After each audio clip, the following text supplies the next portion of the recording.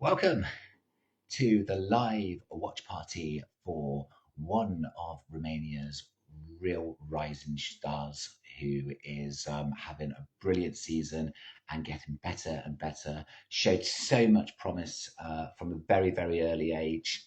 It's been a little bit of mixed terrain since then, but there's been signs in the last few months, definitely this year, that she's really reaching her potential once again and has got such an exciting future. One of the hardest working young players in Romanian tennis. It's, of course, Maria Sharapova. Today, we are focusing on her big quarter final in the W35.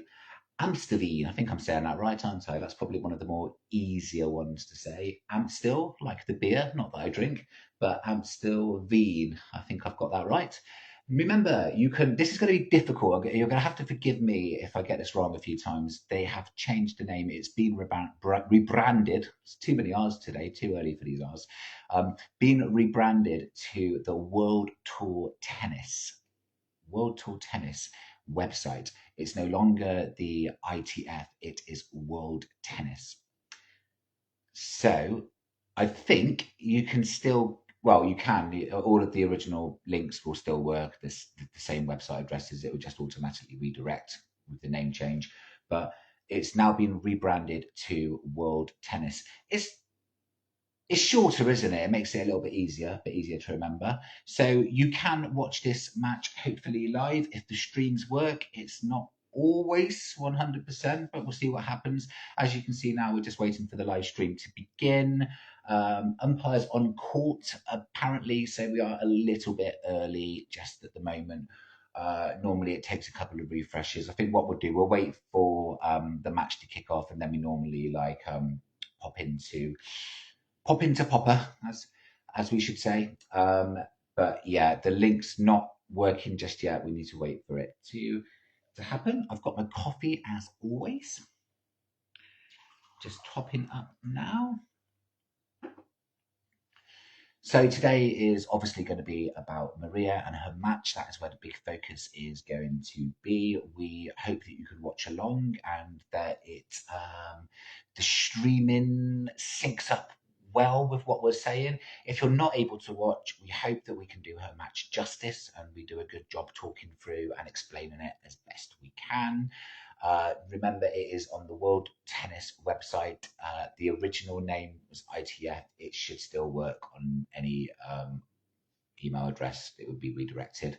So if, like me, you've got the link saved. Actually, saying that, the links are in the bio. So go to the links in the bio. They will work, and that will take you to Maria's match, which will be starting very, very soon. When it's up and going, you should see it in the background as well. So that will be the big focus, and like I said, we'll try and talk you through it as best we can with our limited expertise. As always, we've got a few things planned for the duration. Don't know how long it's going to last, whether it's going to be 90 minutes, whether it's going to be 4 hours.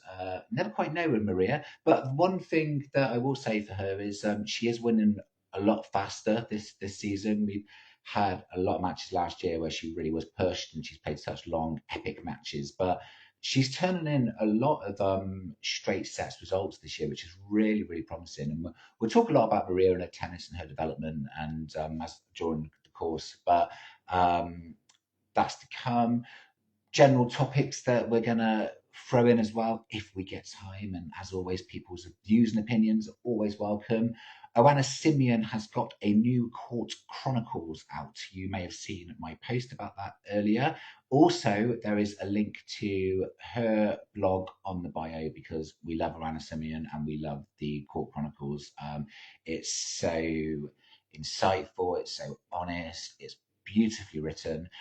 We've got it here in our faithful Kindle file. We read it last night on the way back from Wimbledon, and it's another great read. And it really is, I think, definitely. I mean, for any casual sports fan, it's interesting, but I think it's essential for any young tennis players too. It really is. I think a lot of players talk about things they wish they'd done or things they wish they'd change, and you can't do that personally because once you've trodden on your own path, all you're leaving is the footprints. But what you can do, you can help others on their path too. And I think people like Oana, selfless people like her, really want to do that. And it's free advice, which is worth taking on. And it might not always be right for a particular person. It might not always be helpful, but it's rich experience, and she really doesn't hold back with the way she shares these experiences. And we'll talk about her latest article throughout the course as well. And also, yeah, I mean, the thing is, I had these rough plans of things we are going to talk about. We had that with Gabby's match the other day, but Gabby's match was so exciting that we didn't get through half the stuff. But if we do, we'll touch upon Wimbledon, of course. We'll talk about grass and Romanians, and Gabby's claim that she is the best grass court player since Simona Halep. Very interesting on that. I did an article about that too. So love to know people's views on that. We'll get to that a little bit later if there's time. Talk about Sorana Castella, of course, through to the third round. Brilliant couple of matches. We'll touch upon those. What does her path look like? What's her chances look like? So again, that's to come. And of course, if we get time, we may even touch upon Yash, which we're going to very, very soon. So lots to get through, but the big focus is on Maria, of course. And as always, I've got my coffee. I'm going to have a little swig of it now. Ah, fantastic. So just for the start of this, every so often you'll see me just checking to see if yes, we have. Brilliant, brilliant, brilliant. We have got live pictures. Just got to keep our flippers crossed that we can keep hold of them. Players warming up.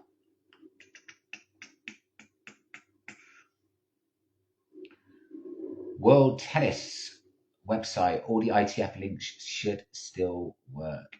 And saying that, their banner's wrong. I've noticed that straight away. Look, the banner in the background says World Tennis Tour, but they're World Tennis now, aren't they? So they've rebranded the website, but they haven't rebranded the banner in the background. So it looks like the warm-up is complete. We are hopefully enjoying Maria Sara Poppa's quarterfinal in Amstelveen. Today she is playing Karatancheva, they've met once before. We've done a little bit of research on this, and that was in 2020. And I've forgotten already. I'm going to have to consult my notes. I think it was Antela. I'm pretty sure it was Antela. I shan't guess. Well, I'm not guessing. I'm trying to remember. So might be wrong. Might be right. Carmen Heria is also playing in this tournament. She will be on a bit later. I'm not going to do a watch party for that one because we'll be knackered. But do watch her later on today. I think she's on a different court to Maria.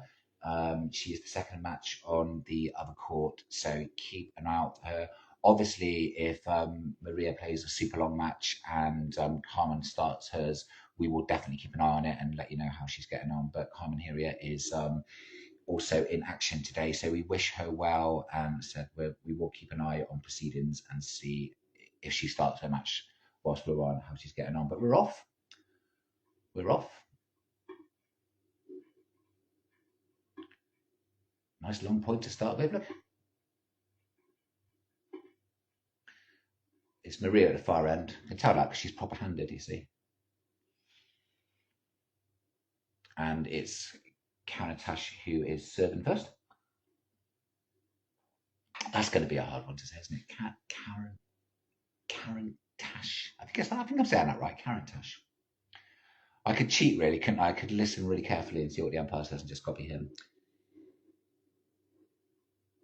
So we are up and running, and we are love 15 up already.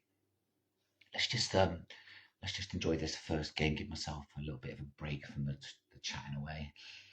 Do remember this is the World Tour website now. Sorry, World Tennis website now.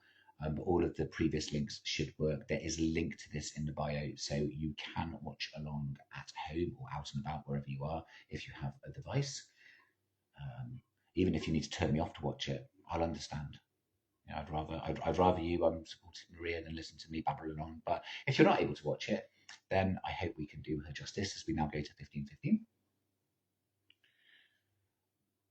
Just another quick word on Carmen as well. A couple of days ago, the second round match.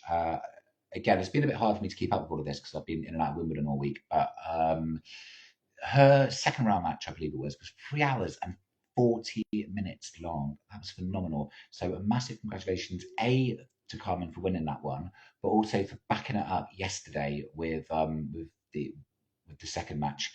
That was phenomenal. So it was a straight sets win, I believe. So brilliant job from Carmen, and of course, wishing her the very best of luck in her quarterfinal, which is a little bit later today. As Karatancheva goes 30-50, and we are in the opening game.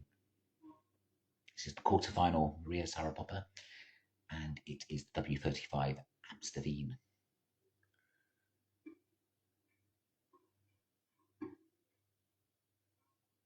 And that ball's gone very long there, so we're into a little bit of early Popa pressure, which is good news. We're now 30-30 on the Karatancheva serve. So that is, if you can see in the background, that's Maria at the far baseline.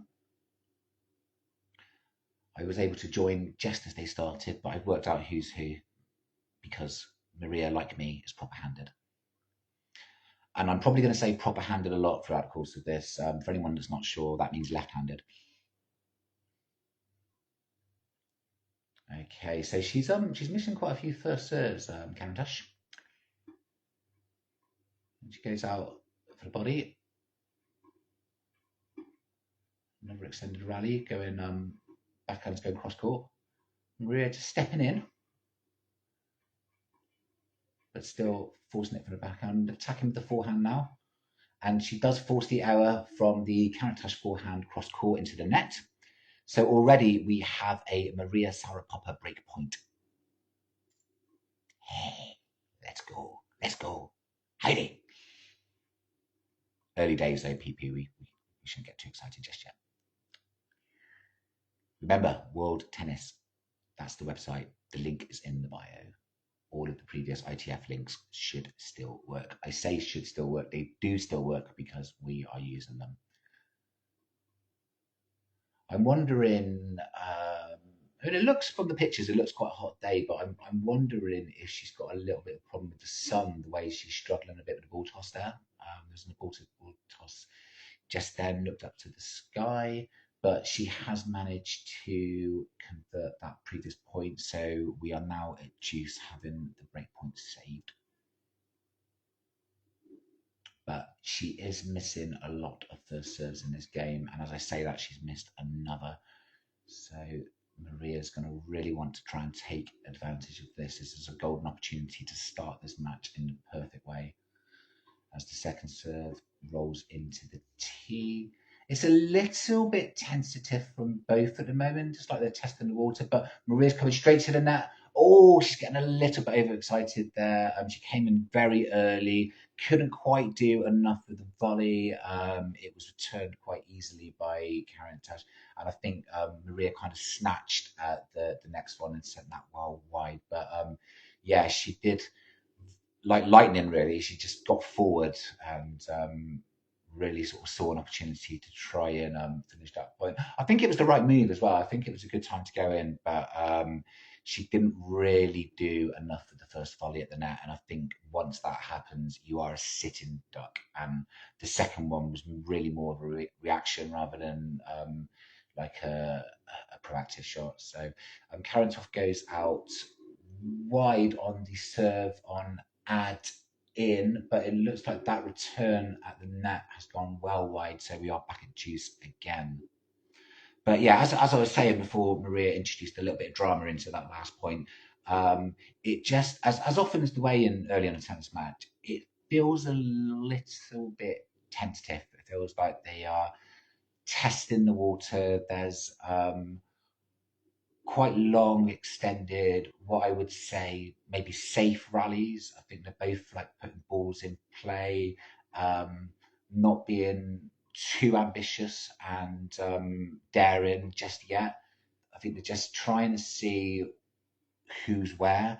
And it's definitely Karatancheva that's really coming up with the errors. He's just put another one long there. So at the moment, And again, we are only in the first game, obviously, but the moment all Maria really needs to do is just put the ball in play because it's it's the opponent that's struggling a little bit with the first serves, possibly the Sun. As I say that, she aborts another ball toss. She really hasn't made, I don't think, any first serves. If she has, it's only one or two. And she's in trouble again as it's advantage Popa. And again, she's aborted another ball toss. So she's definitely struggling a lot on serve for whatever reason. Most likely the Sun. Does look windy too, to be fair. I'm just seeing a lot of movement. I can hear the wind on the sound too. She does find good length with that return. She's missed the baseline a few times in this opening game, but she landed that one quite perfectly, and then Ria sent her return long. So we are back at juice once again in this, what is now quite a long opening game. And as I said before, it's still, it is only the opening game, but it just does feel a little bit cagey. Maria doesn't really need to do that much. But I get the feeling, yeah, as I say that too, I get the feeling she is putting a little bit more weight behind the ball now. I think those last couple of cross-court backhands were hit a lot more heavier. And I think she's probably sensing, I don't know if it's a few nerves at the other end of the court, but I think she's sensing there's an opportunity for her just to lift her level a little bit more and force the issue because her opponent's really not starting too well as she is out again and she misses another first serve, goes long at the tee. So once again, it's another break point for Maria, who is going to be absolutely kicking herself if she doesn't break in this game. Second serve goes out wide. Maria gets it back cross court with a forehand. Good backhand inside out. And yes, she has got the early break. It's very, very, I think sluggish is a little bit harsh, but it's, but I'm going to do it anyway. But yeah, quite a sluggish start from Karatancheva. She doesn't look too comfortable. I don't know if it's the conditions or if it's just a few nerves, but yeah, Maria has broken in the first game. It was a long game, and she imposed herself a couple of times. A couple of aggressive points in that, definitely. But for the majority of that game, she didn't really need to do much other than feed the ball back. So here she comes. Heidi! She is at our end of the court now, and she will be looking to serve. Anyone just joining, welcome to the Maria Sara Popa watch party. Thanks for joining us. Hope you can watch along on the, I keep saying it, on the ITF website. It's not anymore on the World Tennis website, but all of the original links will still work. That's the lovely Maria forehand, which has been with her for many, many years, ever since she burst onto the scene as a very, very promising junior. We'll talk a little bit about Maria, of course, throughout the course of this. But she really is having a super year. Very excited to watch this match because I watch Maria a lot. I've seen the best and the worst. I've been really lucky to see her live a few times, and that's a great experience. I've talked about this before, but Maria just practicing with her father, the intensity of her practice sessions, just the way she doesn't hold back. I've described it, and it may sound very flattering, but it's how I feel. I've described it as Nadal-like. It really is. If you've ever seen Nadal, well, you won't if you haven't because he's retired. But if you've ever seen Nadal practice, it's almost the same intensity. You know, it's treated like it's a match. You know, she really does hit the ball when she's practicing. She does not hold back at all, and it's really exciting to watch. And she's a very exciting player to watch. And I really have seen this season a growth in her and a development. I've seen elements of a game which I feel in some ways she's what's the word?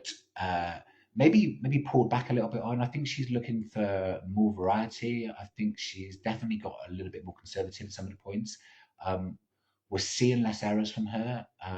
We're seeing more match intelligence during the matches, like game management, point management. Um, I'm not really following this game. I think that might have been a double fault as I said that. 2 seconds. No, it's okay. Second serve. But yeah, she's definitely thinking a lot clearer on court. Second serve goes out wide. So we've just drawn level at 30-30 in the Maria opening service game. Maria is an early break up. It was quite a tentative opening game from Karatancheva, which I hope I'm saying right. Probably not. So 30-30 on the Popa serve, and it is up with the early break. So she is looking to consolidate that lead right now. And it is definitely, I mentioned whether the sun might be a problem. I think it's the wind. I can see a bit of movement on the screen, but I can also hear it. I've got the sound on. You might be able to hear it yourself actually in the background, quite low. But there is a lot of wind getting picked up on the speakers. So as I mentioned in the first service game of Karatancheva, I don't think it is the best of conditions. That's probably why she was struggling a lot, missing a lot of first serves, aborting a lot of ball toss.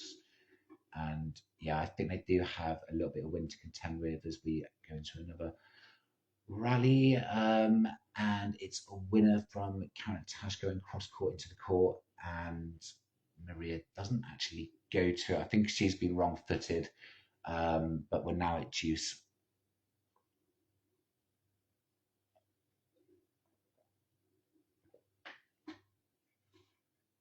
Great serve, not returned. Taken a time between points too, which I really like. I mean, Maria has for many years been such an aggressive player, out and out attack. But I talked about her being more conservative at some of the points. I think her general demeanour on court as well, and the way that she's managing the time between points is getting better too. Um, when she is up against the wall in tough service games like now, she's not rushing. She's taking the time, taking a few extra seconds when she needs to, and that's an example of what we just saw there when she was at deuce. So she's managing the games a lot better and being a lot more patient, I should say. And we are now 2-0 up, so it's an excellent start for MSP.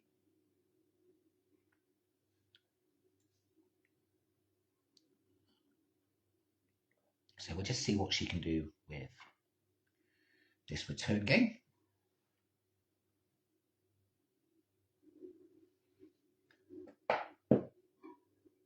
That looks like it's gone long. So yes, yeah, I'm losing. I'm losing count of the number of first serves that Karatancheva has missed. But to be honest, I'm not counting them, so I can't really be losing count. I just know it's a lot.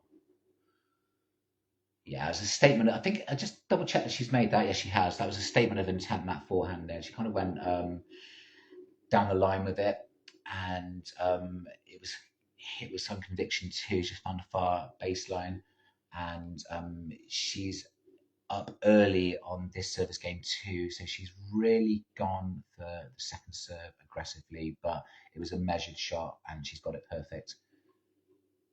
This first serve does go in. We're into another rally. Both players going cross court. Maria using the forehand to set up the backhand, but she's a bit over ambitious with the cross court backhand there, and that one's gone long. So I still get the impression, like I said, we're in game 3 now. I think there's a little bit of wind, but I get the impression they're still testing the water. I don't think. Excuse me. I'll be okay. I'll live. Bit of coffee yourself that. That is a lovely cross court forehand winner though from Maria. And it just pushes her ahead again, 15-30. So this is going to be an important game because I think if Maria can establish herself and get the double break early on, I still don't think Karatancheva has arrived at this match yet, to be fair to her. So it will give Maria a hell of an advantage. But Karatancheva is coming towards the net now, and she's got to get this one. Yeah, she does. Puts it away. That's the first time we've seen her move in, and yeah, Maria's got no chance with the attacking forehand at the net. Sort of drives it into the far due side of the court. But, but, we are still 30-30, so there is still danger for, well, for her anyway, not for us. We're all good. So again, we'll just see how things are going. I think Karen Tash is just doing her shoelaces up. Always helps. It's not nice falling down on the clay.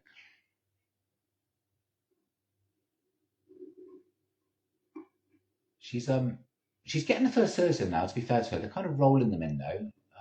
They're not really causing too much damage, but it has opened up an extended rally.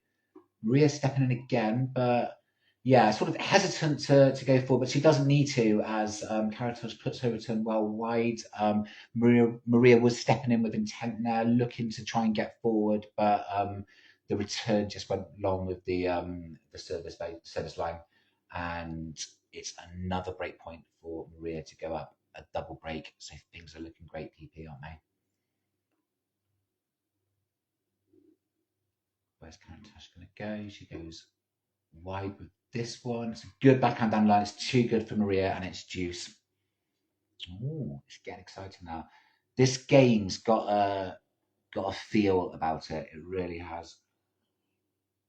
Because, like I said, I mean, it would be brilliant for Maria to get a double break, of course, and just kill off any momentum. But if Karantash can hold here, because she is ever so slightly, she's getting more first serves in, and she's starting to hit a bit more aggressively. If she can get the hold, she can start to turn this set into something quite competitive. So Maria wants to really try and push as much as possible and keep this game alive. She doesn't want to give up the hunt. She has got the early break, of course, but she wants to keep hunting in this one because a double break in this third game is going to give us such a massive advantage. And she does get a break point now as Karantash goes into the net with forehand.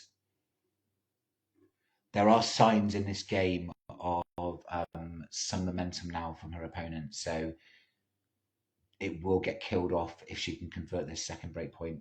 I'd say second point to break her would be more accurate, but this coming break point even. So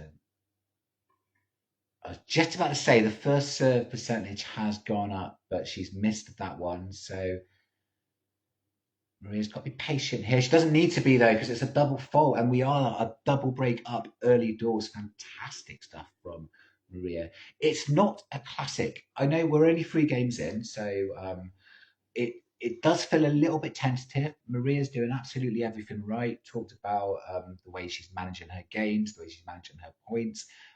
We're seeing a lot of variety from her. I think early on, the approach shot, I think that was absolutely the right move to come forward. The only problem was she didn't quite do enough of the volley when she had it. And I'm sure, as most players will know, if you get into the net, I definitely know this. If you get into the net and you can't kill off the point where you are a sitting duck. And I think that's what happened because Karantash went for the pass.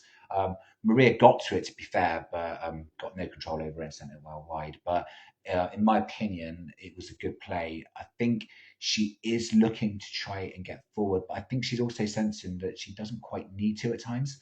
So she's controlling so many of the points from the back of the court, and it's really being lost on Karen Tash's side. I think a lot of the unforced errors are coming from her. She's not lasting in the longer points as well as Maria. Maria is playing a very good balanced game. She's stepping in and being aggressive on some points when she needs to be, but I think she's sensing that her opponent isn't quite 100% with it. And she's going to feel even worse now that she's a double breakdown. But it's important that Maria, now as she serves at the far end, goes 15 love up with a good serve out wide.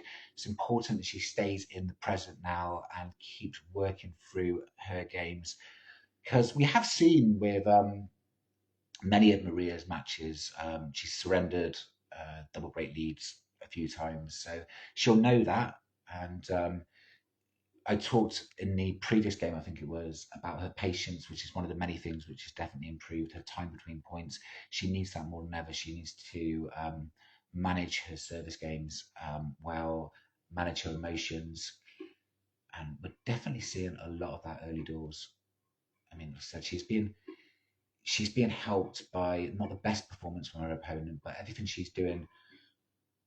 I was about to say everything she's doing spot on, but she has sent a forehand down the line well long there. So yeah, quite a loose error, but everything she's doing is mostly spot on. So yeah, it's not.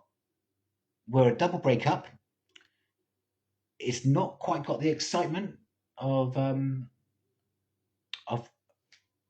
of an exciting match, I should say.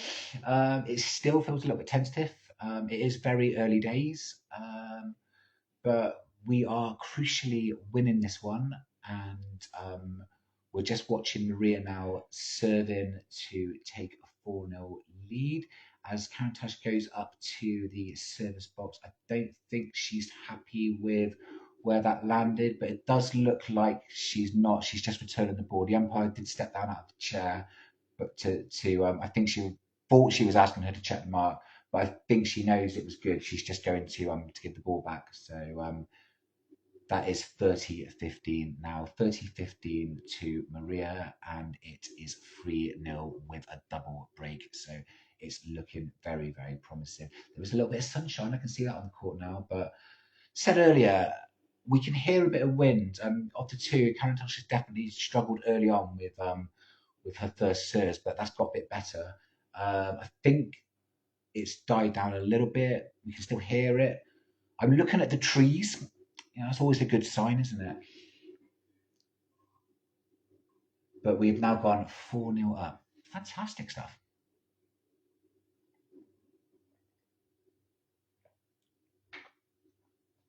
There might be a sense from Maria as well that she knows Carmen's playing a bit later and she wants everyone to watch her too. So she's probably looking to win this as quickly as possible so you can enjoy both matches. Could be. Could be. Anyway, we're 4-0 up. We are definitely going to keep an eye on it. Remember, if you've just joined World Tennis, check it out. Link is in the bio. You can watch this live for free.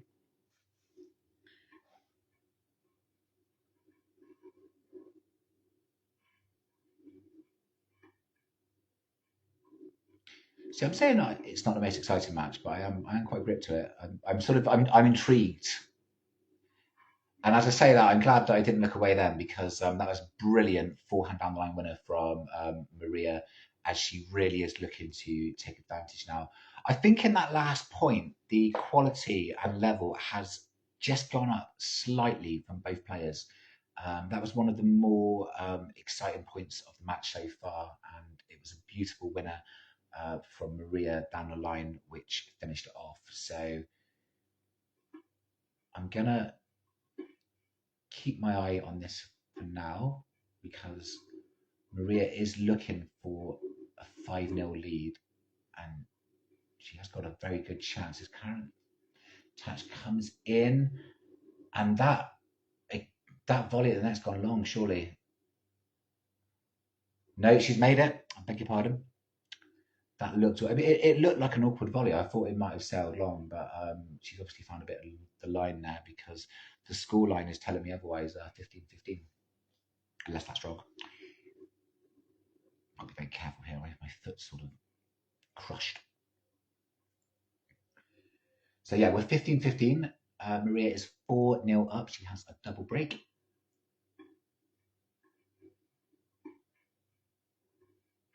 Playing very well. Both players are starting to really get into this a lot more now. The rallies are a lot more intense, and Maria's launched a forehand fireball cross court. I thought that was long. Karen Tash thinks the same. She's asking the umpire to have a look at it. He believes he's found the mark. Maria's come to the net. She's not arguing. Good thing too. It's very important that she keeps hold of her emotions at the moment because she's doing so well. I think maybe if the scoreline was a little bit less in her favour, she probably would have kicked off a bit more. I mean, she's known to have a few arguments over ball marks, but no, she took that professionally and she's gone back to wait for the next point. But yeah, I do. I think the initial one was long when I watched it the first time, so no complaints there. I think again, sometimes you just want to see for yourself, don't you? And it buys you a little bit of time as well. As I was saying before, Maria launched that one. The rallies. Oh, that's a beautiful backhand cross court from Maria. Karatancheva does slip, but she was nowhere near it. It was a great winner, and it just pushes Maria to 30-30 now. So she really is in the hunt. She's got the scent of blood in this game too. Um, I will try and finish the point I've tried to make the last two times, but I've been distracted by some great tennis at the moment now. So it's starting to, the level is starting to get much better. And I think that was the point I was about to make. The intensity feels like it's definitely increased now. We had some quite tentative games early on. I'm sure that's gone long too. No, it hasn't. It's still in. So she's found the line on that. But it's an error from Karantash, and she's getting frustrated. You may have seen there, a bit of a kick at the clay. It's another break point for Maria. Said it's the rallies themselves are said they're getting faster, they're getting more aggressive. There's the hitting's getting better, but even then, Karen Tesh can't finish the points off, and Maria, to be fair, she's adapted really well to this change of pace. She's done it naturally, like she's gone through the gears. And again, as I say that, she's gone well long. She's hooked a forehand cross court long on the baseline, and she's lost that break point now, but she's still at G's. But I still love the on court demeanour. I love the body language. It's all positive. Obviously, being 4-0 up with a double break helps, but she's handling the bad points extremely well. She's moving on to the next. Not oh, really, really good lob there. That came from nowhere, and it took Karen Tosh by surprise. She tried to go for the smash, but made an awkward mess of it. And it's now another break point for Maria. So it's add out on the Karantash serve once again. As I said before, she's just going about her business, MSP. Just casually walking to the service baseline.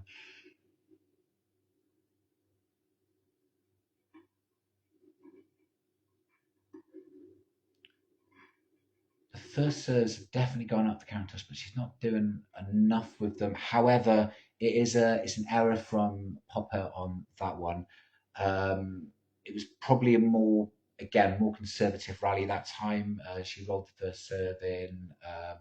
Maria put it back in play, and there was a sort of few exchanges which were probably about the same pace as the earlier games. The intensity we had earlier in the game sort of dissipated for now.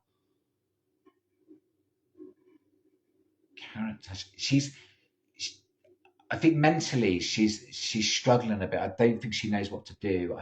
She's just tried to get forward, but she's done it really hesitantly, and she's got to the net and made another sort of hash of it. I mean, she had time to, but I think she didn't she didn't approach with any real conviction. She just looked in the point. They played a couple of straight. She looked a bit awkward. Um, it was almost like it was an afterthought. I'll try and go in here, and she got to the net and then just made an absolute hash of the volley, sent it well wide. She's put herself in danger now. She's facing another break point.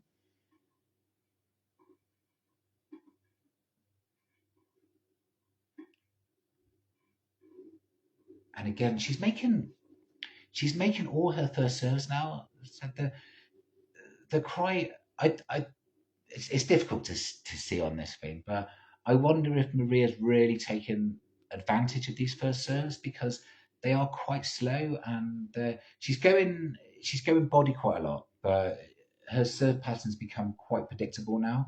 And she's definitely taken a little bit of pace off of it. I think she's conscious that she was missing all of those first serves early on. So she's rolling in these first serves and opening up the rallies. But it's actually the last couple of points now, it's Maria that the errors are coming from. So she's just doing enough to survive here. She's got game point, goes out wide this time. It's a really aggressive return from Maria. She's stepping in once more, but again, she retreated back to the baseline. Karatancheva had already committed to the passing shot, and even though Maria was going backwards, she was nowhere near that, and it was a clean winner down the line from Karatancheva, and she is on the board for the first time in this match. However, we are still a double break up 4-1, and it's going to be a big, big service game for Maria next.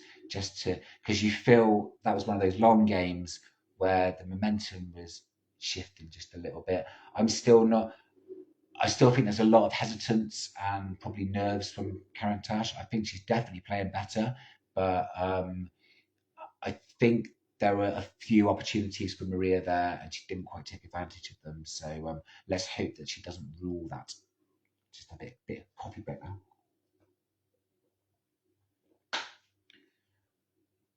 So do you remember? World Tennis? It's the new brand. It's going to take some getting used to, even though it's less words. But it's always hard with change, isn't it? I'm so used to ITF. It's gonna be hard. I don't know why. I mean, if anyone knows the reason or the logic behind the rebrand, I'm sure Anna Simeon will actually. I should ask her. But if anyone knows the reason for this, then so I can only guess it. They're trying to think it's more groovy and more snappier because we live in this age now where everything's got to be you know innovative and exclusive and cool and trendy. And they've definitely they've gone for that with their branding with the label as well. I think it is they've tried to make that look a bit more striking, and I think they've probably thought about that with the new name as well. I think just make it snappier, make it more boom, trendy, cool. So Maria now is serving at 4-1. She has got the double break. The level is definitely, as I said earlier, the level is definitely picking up from both players. The rallies are getting more and more intense. They are both striking the ball much better than they were doing earlier. And as I said, that after the back of a long early exchange, it is Karatancheva who makes the first error of this game, allowing Maria to go 15 love up. And again, we've got such a coolness about MSP in this match so far, which I'm loving to see. Um, you're not seeing any real emotion from her, good or bad. She's getting on with the business. She's using the time between points very well. That's another error from Karen Tosh as Maria goes 30 love up. Again, we're getting the fist pumps, which is great. Why not? She deserves to be doing that, but nothing too much. It's just all very measured. It's all very concentrated. She's doing what she needs to do. I think she's sensing that her opponent probably isn't at her very best. Is probably suffering a few demons, struggling a bit more with the conditions, but she's doing everything that she needs to do on the Popa side of the net, and it's very, very consistent. And as I said earlier, of course, the scoreline always helps, but as many people know, scorelines can change like that. And Maria knows that more than anyone. She's been in a situation where she's had double breaks before and she's lost sets. So she will know that at 4-1 with the double break, 30 love, she is not safe. But at the moment, she's just controlling all of the elements perfectly. And she's letting me down now because after I've said all of that, a cross-court forehand has gone well long, and we have seen probably the first bit of emotion. She's let out a bit of a cry of frustration, but she's got hope that she resets now and gets ready for the next point because she's managing her emotions very well and she's using the time very cleverly between the points, and we just want to see that throughout as much of the match as possible because she is in control of this one if she stays focused. There's definitely danger because I think Countach has showed flashes that she can get into some of these points. So she puts another backhand return well long, allowing Maria the 40-15 advantage to give herself 2 game points to take a fly-in 5-1 lead.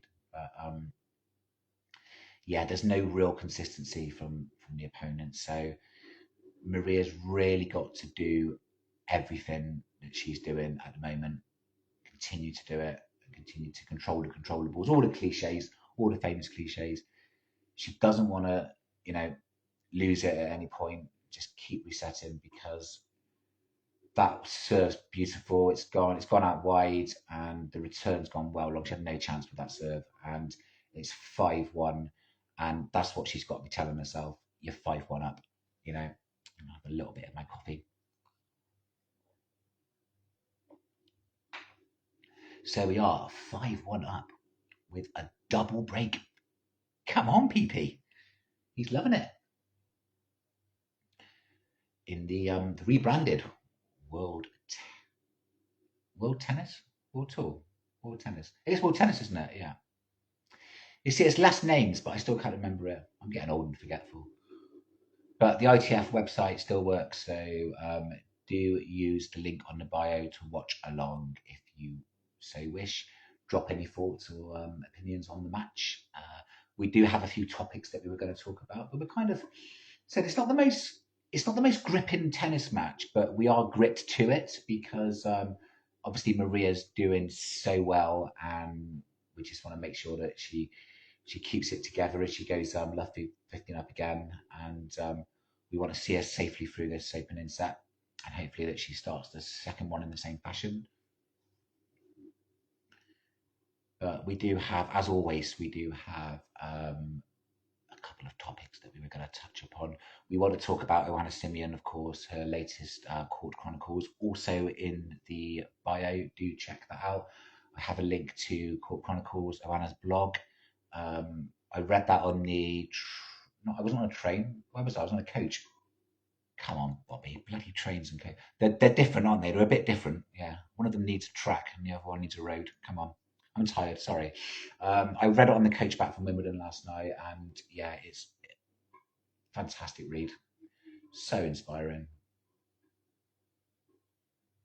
And I feel it. I really do. I mean, I read all of Ioana's articles, and I can feel those emotions when I'm reading. I mean, she writes so the narrative is so sort of heartfelt as well, but I can feel what she's saying because, as I say many times, life of a tennis player is not a bed of roses, and she gives you so much honesty. She talks about the good and the bad equally. She's very open about her emotions. She's very open about how she feels. Losing matches, losing ranking points, the pressure of playing team tournaments and how it's frowned upon. All of this is in the latest one, so do have a read. And I said at the beginning, people might not have been watching at that point, but I said at the beginning as well. It's in you it's such a short career as a tennis player, and many players. Sorana Castells talked about it in that beautiful inside interview that she did last year. Um, you do look back a lot, and there's a lot of should have done that, should have done that, but you can't retread on those footsteps. But what you can do is inspire others.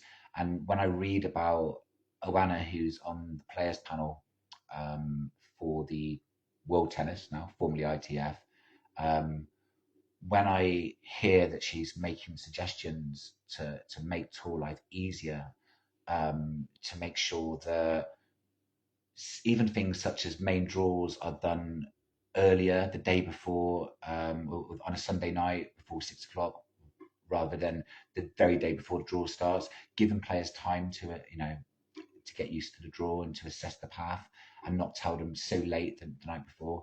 Just little things like that. and she's not doing that for herself. She's doing that for everyone because she she's had many frustrations on the tour.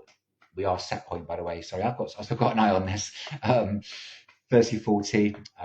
So it's a chance for Maria to go 6-1 up and do so with another break, which will give her the advantage of serving. So we'll just pause now, Anna, for a moment and just see Maria come through this one. I shouldn't have looked, should I? Because as I did, she has sent a quite aggressive forehand into the net on return. So we're back to deuce. But Maria is in total command of this match. She's playing extremely well. She's doing everything that she needs to do. We're 5-1 up. It's Karen Tash serving. Again, she's struggling on serve. She's just saved a break point, but is now at deuce. She's serving to stay in the first set. Some good attacking forehands from the back of the court from Maria. She's looking to go cross court. She's mixing it up too, but I think that one's gone long. Yes, yeah. She went cross a couple of times, but then decided to change it and go line. But she couldn't quite get the length on that one and sent it well long, giving Karen Tash a game point to go on the board for what would only be the second time in this opening set, as Maria has a dominant 5-1 lead. Let's top my coffee up.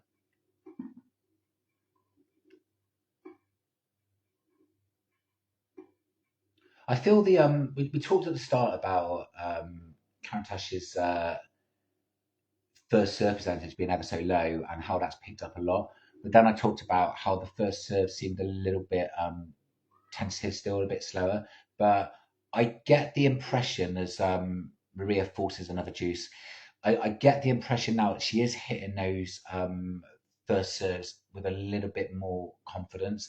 I think they're looking faster again. So I think she's definitely gone through the serve demons in this opening set. But yeah, the one that she a couple of points back, the one that she pushed out wide to Maria on the ad side, that definitely looked a lot stronger and a lot more powerful than some of these other serves. I said before she was going body a lot. Maria was like putting her back into play.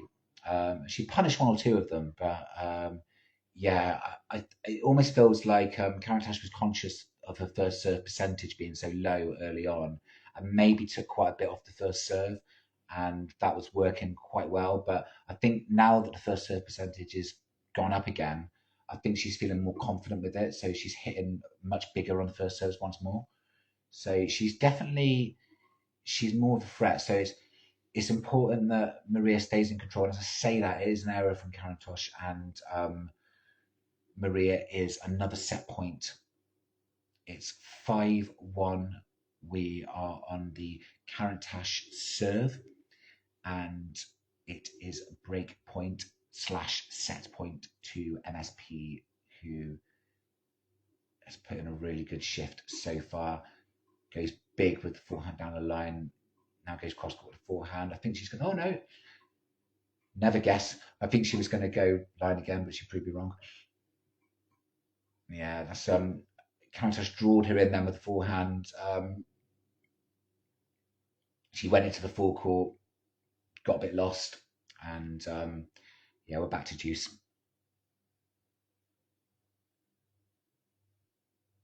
Yeah, I mean, to be fair to Karen Tosh, that was a good change up there. I think it caught Maria by surprise, lost her foot in, lost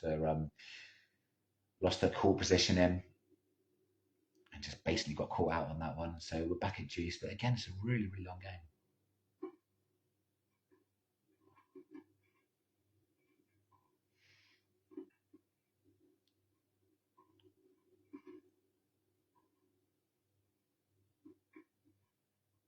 So some good tennis now from Karen Tosh. That some good attacking forehands in that last point, and she's naturally sort of moving towards the net. She got a little bit lucky with a net cord in that one, but she set up the point construction really well, and she was able to finish off with a volley towards the end. So she's looking much, much better than she did at the start of the set. I think she was a little bit lost at sea at the start of the set, but she's really getting into this match a bit more. Misses the first serve on game point. And if she can get through this game now, it's going to give her so much confidence and it's going to keep this set alive. And I was going to say, I thought there was a really, really aggressive return from Maria then.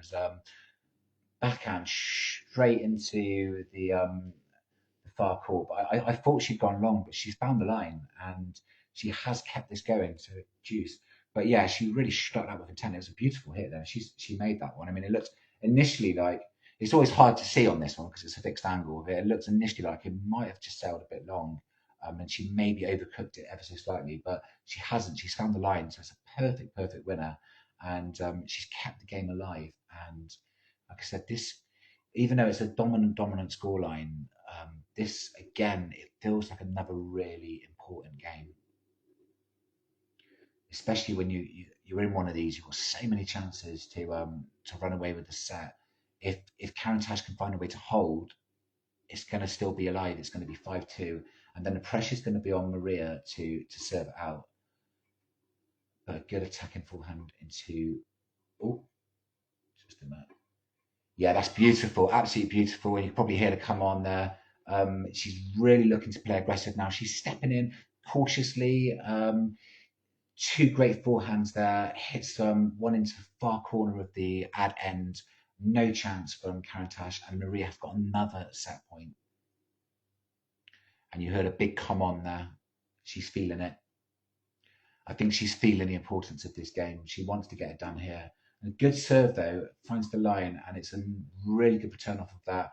A line licker cross-court forehand from Karatancheva, who is definitely looking much better than she did at the start of this set.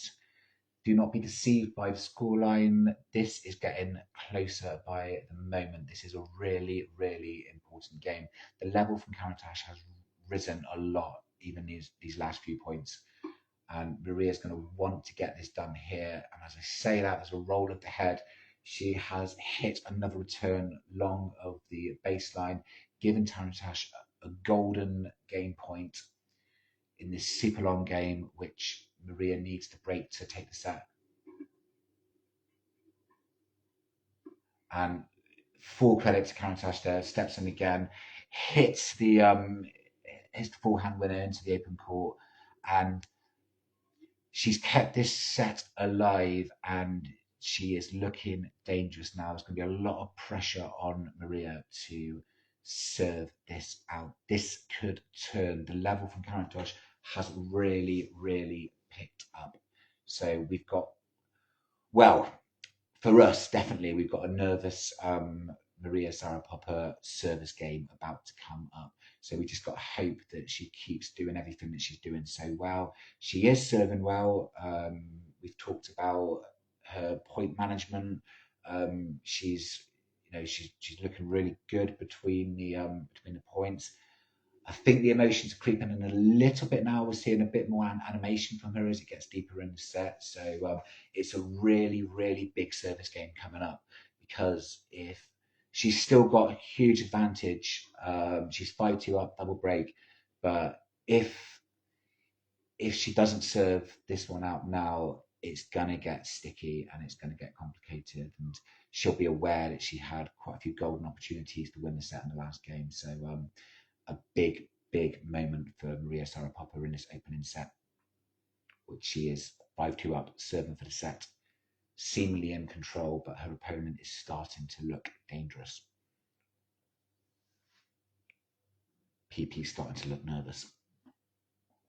We'll have a bit of coffee, PP. That's all. I was just about to say good serve out wide to start with, but the umpire's pretty sure it's gone long, called it quite late. Karatancheva has a lurk. I think Maria's happy that it's out too, so it's going to be a second serve.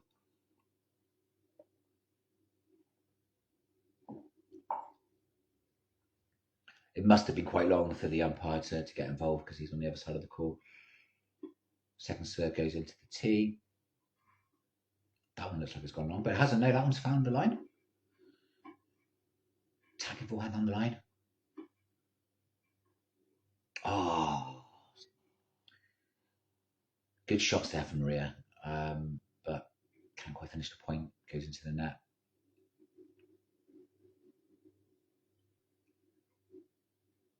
Love 15.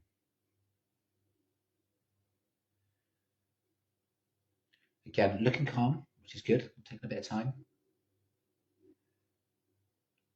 So we've had a couple of bursts of emotion, good and bad so far, but overall the body language from Maria has been excellent so far. But she has missed the first serve, so she'll have to serve a second serve at love 15 as she tries to serve this opening set out. 5-2 up, double break.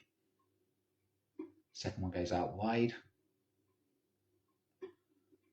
Looks to go down the line with the forehand. Some good defensive work from Karatancheva, forces the error, and she's now at love 30 up. And we are in danger zone now. Can still hear the wind on the speaker, and we can see the umbrellas moving quite a bit. Not the trees though. The trees look okay, so it's not a storm, but it's definitely very windy. We can hear it as I say that. Maria's just aborted the first ball toss. She's taken a few extra seconds, so the conditions for the serving are not ideal. I bloody hate serving in the wind. But saying that, it's a really good serve out wide, and Karantas can't get it back in play into the court, and it's 15-30. So we are into this service game now. Big point coming up here. Ria goes down the tee. It's another really good serve, but Karantas does get it back. Opening up a rally. Oh, we've gone cross court a few times. I think that one's found it. Yeah, she's hit a forehand down the line there, and yeah, has found the mark, and it's 2 break points to Karantosh. Maria serving for the match, 15-40, 5-2 up. But she is in danger in this service game. She has to defend 2 break points.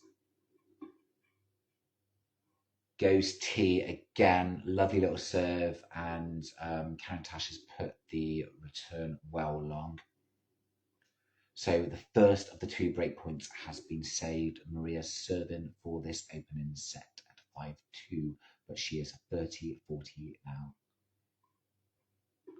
Serve goes out wide, return comes back. Really good attacking shot from Maria there, but I think Karantosh has marked it, saying that it's long, so I think we've been broken now. And there are no complaints from Maria there either. So unfortunately, one of the breaks has been restored. Restored? Yeah, I think that's the right word. We are still in front. We are 5-3 up. We still have 1 break remaining. Karantash is serving to stay in the opening set. But as we said before, and obviously because of the way the scoreline's going, her level has got much better throughout this set, and is not looking as comfortable as it was for Maria early on. Another long point to start this one off, but the errors are just starting to creep in for MSP now.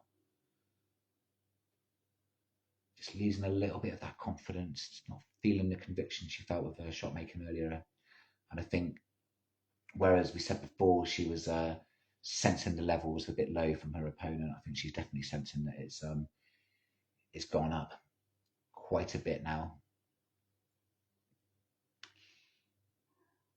15 love. And that's a net cord, so she'll take the first serve again. Come on, MSP.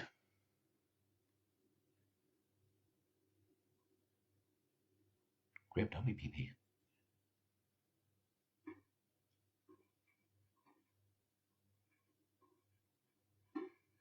Lovely, yeah. Big forehand into the corner of the court. Too strong for Karantash, who nets the return, and now it's 15-15. So it's 5-3. Karatancheva is serving at 3-5. She is serving to stay in the first set. Maria was just broken, serving for the opening set. She did have a double break lead. It's been reduced to 1 now, but she goes for a lovely backhand down the line winner, which Karatancheva does get the return on, but she nets it.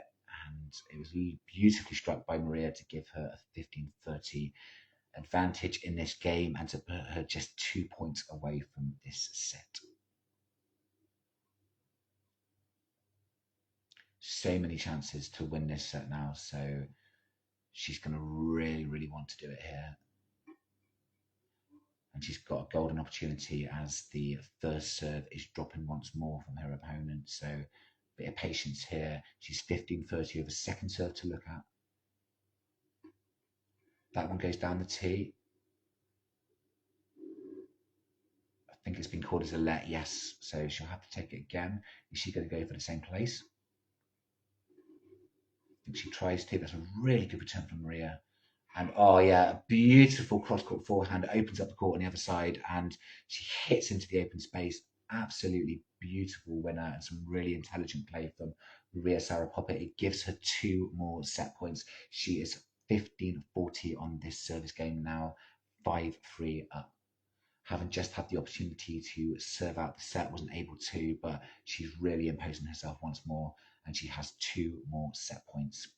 All the pressure again is on Karatancheva, so let's see what Maria can do with this one now. And it's another second serve that she'll get to look at. She's got to be licking her lips here. This is a really good chance to take this set finally.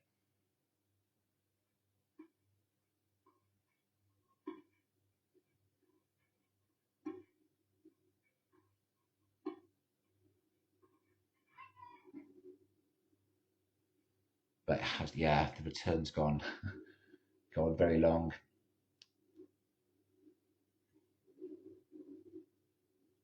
So I'm glued to it. I should really be talking for it, but I'm looking at it and just getting lost in what's happening. I'll keep trying. I'll do my best. Sorry if anyone is not watching it. If you are watching along again, and if you're not, remember the link is on the bio, so you can watch Maria for free stream on the formerly named ITF World Tour. Is now been rebranded to World Tennis. Another second serve, and she's done it. Second serve goes out wide. Maria gets it back, but Karatancheva nets the forehand return, and we are at 1 set up, 6-3. We did have a 5-1 lead at the very beginning. There was a bit of late resistance from the opponent, but 100% fair play to Maria. She stayed calm. She had the opportunity to, well, to be fair, she had the opportunity to break to win the set first, and that was a very long game. She wasn't able to do so, and then she got broken when serving for it. So it's one of those ones where it's really starting to dip in. So she really had to channel in and take that third chance and break to win the set, which she did eventually. And yeah, it's been a strange old set. Maria really ran away with it at the beginning.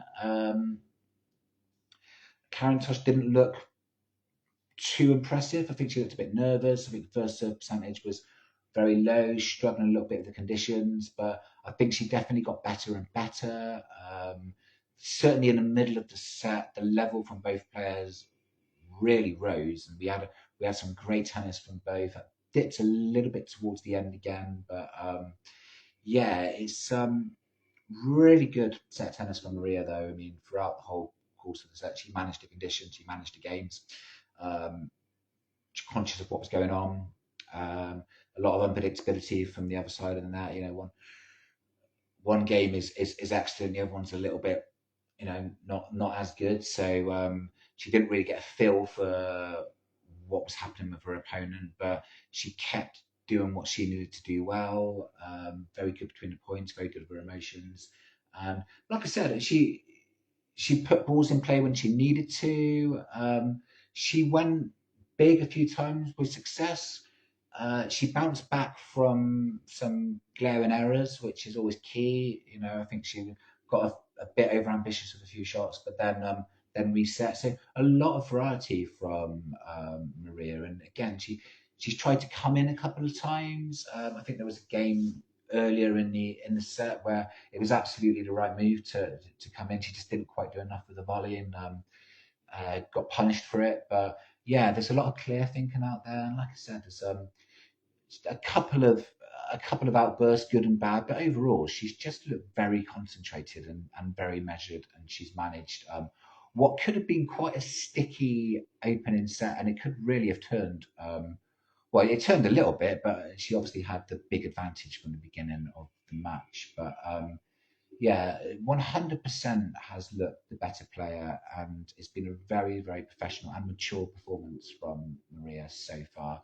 But she's got to be cautious going into this second set because she's up against someone who has definitely got better and better throughout. So she's going to want to start strongly in this one here. And yeah, I think 3 games at the start of the second, the same as 3 games at the start of the first would be nice, but hey ho.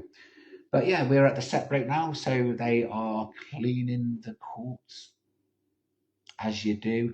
We were talking about Joanna Simeon. Please have a look at her latest article on the Court Chronicles. There's a link in the bio. Really, really enjoy those. She talks. I've done a little post about it as well. You may have seen, but she's talked about the decision to play team tennis. She's talked about how it's frowned upon, but she's also defended quite vehemently, in my view, that the level is very, very strong. She's named a number of extremely good players that she's played with and against. She's talked about how she's enjoyed it. She's talked about how she's inspired her team. Really, really good piece on team tennis. And I know that it's one of those decisions that many players have to make as well. Team tennis, college tennis, all of these alternatives to the tour. UTR is another one as well. So it's really about making those decisions and being comfortable with them. And yeah, I think the bit that touched me was just how she was talking about how it was responded to negatively and frowned upon. So I think anyone that's been in that situation where they've had to make those decisions whether to play it or not, or whether they feel it's going to help them, or whether they need to stick with tour events.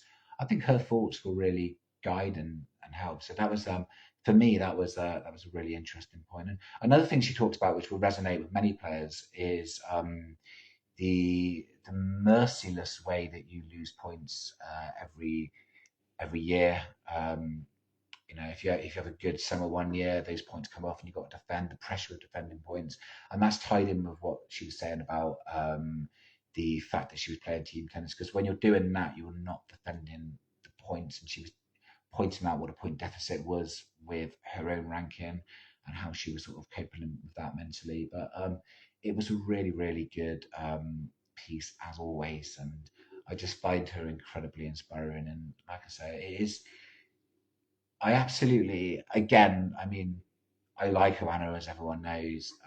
So I'm probably a little bit biased in my views, but I absolutely think that she's 100% the right person to be on those player panels for the formerly the ITF, now World Tennis, because she's she's got everyone's interests at heart. She's just one of the most selfless people that I've ever known. She cares so much about specifically Romanian tennis, but tennis in general. She cares about the other players.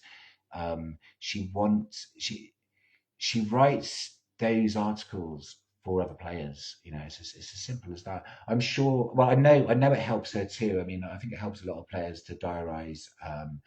And I think it's important too. I think maybe not immediately after a defeat, but I think it's important that you always look back on certain matches and just jot your thoughts down. You see a lot of players reading from their books that change events and things, but I really do. I think you keep the good and the bad stuff fresh in your head, and you analyze it yourself, and you write down your thoughts. I think it helps her a lot, but she does it predominantly to help other people, and it's so clear. And that's why she's on the players panel. She's doing it for other players. I mean, she's got less playing days, sadly, but she's got less playing days ahead than she has behind. She's approaching sort of the later stages of her career now, and she's invested in this, and she says this too in the article. She doesn't need to continue doing this. She's doing it because of the competition. She's doing it because she wants to, but um, all of these additional things that she's doing for other players. And I don't know for sure, but I've got a very strong feeling that eventually when she does retire, I'm sure she'll stay involved in tennis, specifically Romanian tennis too. I think there's potentially a lot of very lucky young players that could have her as a coach maybe further down the line. I definitely think maybe in a few years' time, I think she'd be an excellent Billie Jean King Cup captain too.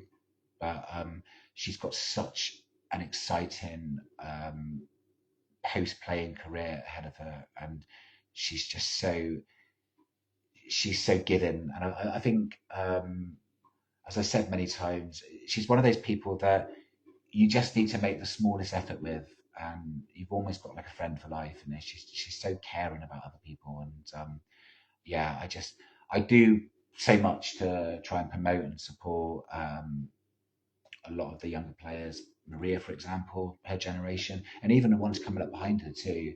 And I know that there's difficulties. I know there's mismanagement at the top, and I'm not going to go down that road again. But yeah, I know how hard it is, and having experienced players with hearts and souls like Oana Simeon is so important to them, and it's great to see, and it's so good to have those people around, and the fact that she's willing to open up, and I hope it encourages others to do. I think it is. There's so much locked in the brain in tennis. There's so much the all that stress, all that anxiety, just especially after losing a match and early as well.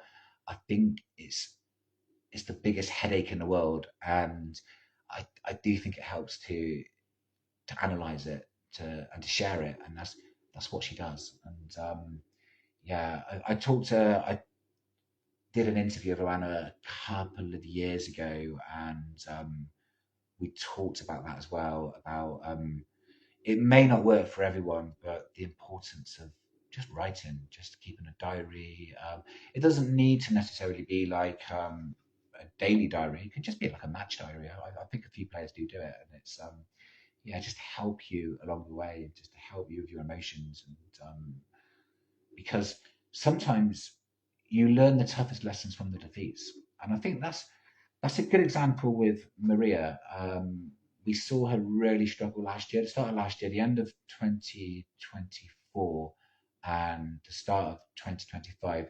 She was in a really bad place. She was on a terrible run of results, and they were really hard hitting defeats as well. And it took her a few months to get that win, and she was not feeling good. And again, Oana, I know, sort of did support her quite a bit, drawing that as well, which was amazing. But you saw a progression where she just really got better and better. But I think key to last season, the reason we're seeing such a good version of Maria Sarapova this year is because of the adversity she handled last year. And it was so many matches where she played 3 or 4 hours. She lost in final set tie breaks. She had so many of those, and she still got up to work the next day, and she still kept going. And that's why she had so many of those, because she never got down on herself. She had that dip. Again, to be fair, injuries would have played a part too. Fitness, all of those things come into play. But you get into that run of bad results, it's so hard to get out of. And she was able to come through that. And I think that in itself helped her to respond to the adversity of losing such close matches, because I mean, it's going to eventually really get to you if there's so many. I mean, I think another good example of that going back a few years. I mean, we saw it a lot with Anna Bogdan. She was always really in the tough battles, wasn't she? I mean, I was at Wimbledon a few years ago for the 3 hour and 40 minute one. Really hot day. I never left. I was at front row for that. You could just see it in her face. It was such a tough match, and to lose that on a huge. I think it was a 10 point tiebreak in the last set, and it was like 2018 or something. It was an absolute heartbreaker. 3 hours and 40 minutes, and you've seen so many of those matches with Anna Bogdani. You kind of think you've got to win one or two of them because otherwise they don't pay off. But I think it's committing to that. It's being prepared to do it again. Not necessarily the next day. You don't want to do it the next day, but to be prepared to go through it again, to know that you were so close, but you might be so close a second time, you might be so close a third time, but you've got to be prepared to keep doing it and doing it again because it will result in a win eventually. And again, at the highest level we've seen now, look at our Andy Murray, for example. I mean, how many Grand Slam finals did he play before he won one? You know, how many matches with Djokovic did he go 5 sets with? He was, I mean, Djokovic came along after. He had to contend with Federer and Nadal. We had Tim Henman before that, and he was constantly being stopped by Pete Sampras year in, year out. And we started seeing something similar with Murray. Murray was getting stopped by Nadal over and over again. But that determination, that's one of Murray's key attributes is the refusing to give up, the stubbornness that he has. That enabled him to lift it to the next level, and he did.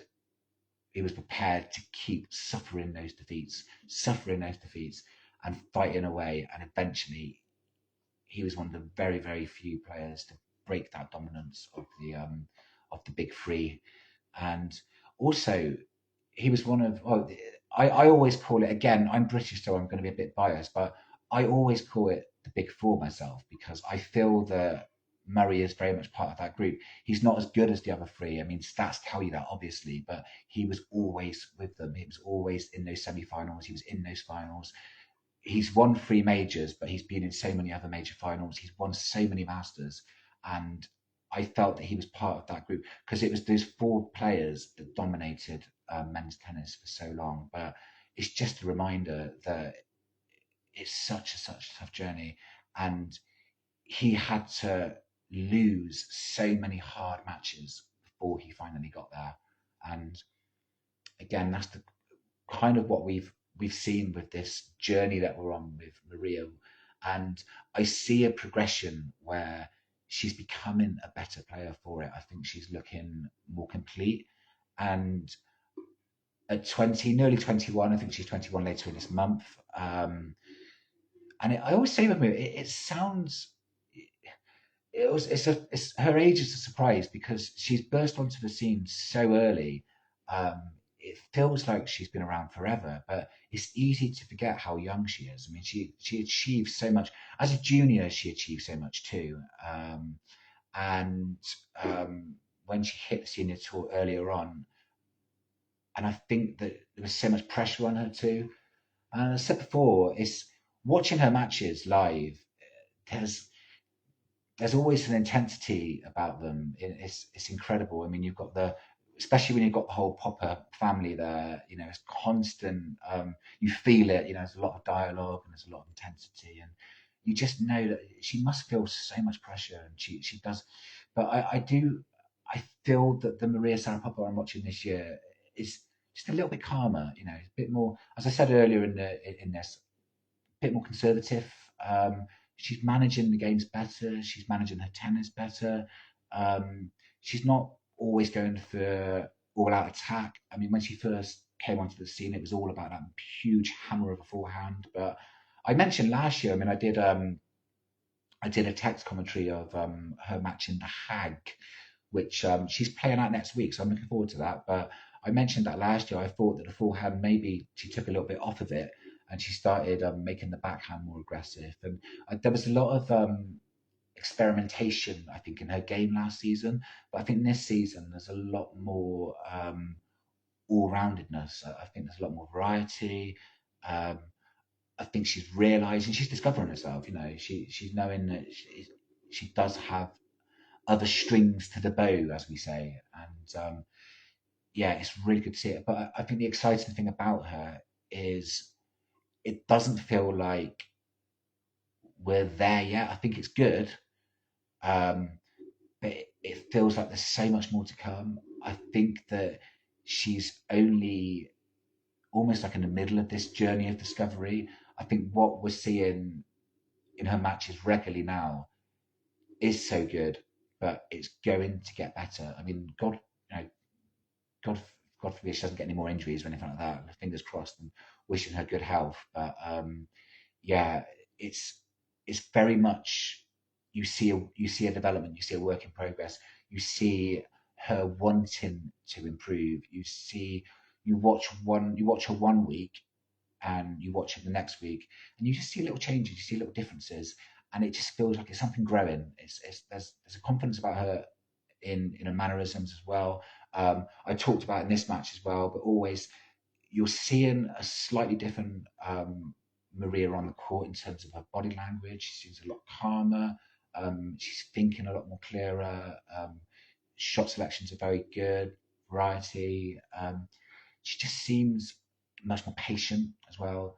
And I think she's feeling it again. I think when she first did extremely well, I don't think she was ready. And I think the other thing about Maria is her rise, even before the little decline last year, um, her rise kind of happened at the same time as Anka Tadoni, and the two of them were, you know, everyone was all over them, and it was like, they were so young at the time. I mean, they're still young now, but they were so young at the time, and they were already being tipped to be, the next Simonas and the next Saranas, and everyone was on top of them. And yeah, the thing is, the paths are different. They're both very different players. Their journeys are unique, and they're going to get highs and lows at different times, and different things are going to happen. I mean, very sadly, we've seen the injuries with Anka Tadoni. I think she's definitely she's achieved so much so early, and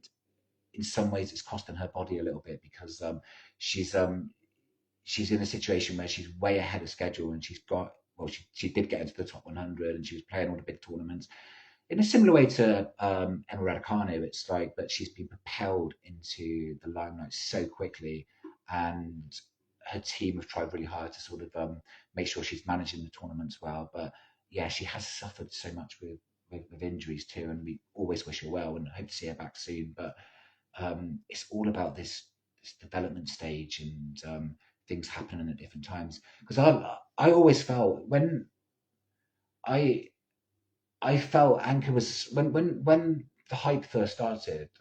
Freely admit this. I felt she was overrated. I thought she was very good, but I was surprised there was so much hype about her. I mean, I saw her at Cluj a couple of years ago, um, but she completely changed my mind because she just got better and better and better. And the more I watched her, I saw a similar sort of thing. I saw her develop. I saw her get better. I saw more variation. Defensively, her movement, everything that I hadn't seen before. I think in the last couple of years or so, she got better before my eyes. And I was, like I said, I'm happy to admit I thought she was overrated when she very first came on the scene, but she got, she won me over. I mean, I just remember the two of them coming through together. I always felt, Maria was probably the one that was going to have the most success. They're very, very different players, very different games, but yeah, it was actually Anchor that sort of ran away with it. But now, unfortunately, she is getting the injuries. But both of them are such brilliant, brilliant players. And again, they are very, very different, and they are on different paths. And we hope that Anchor's back soon, and she manages her schedule carefully.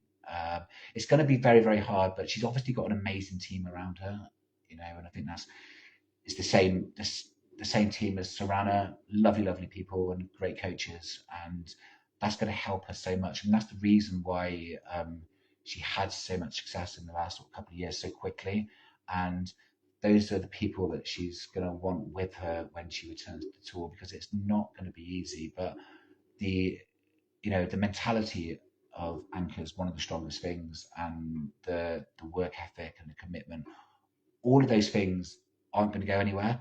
It is going to take a little bit of time for her to sort of get settled back, to get some matches, to restore the ranking. But yeah, I think that's key for her. She has got such a really good team around her. But yeah, I mean, I believe in both of these two players. I did at the beginning, and I still do now. And it just, different things happen at different times. And whereas Anchor soared off into the sunset, Maria sort of dipped a little bit, but there's no time limit on it.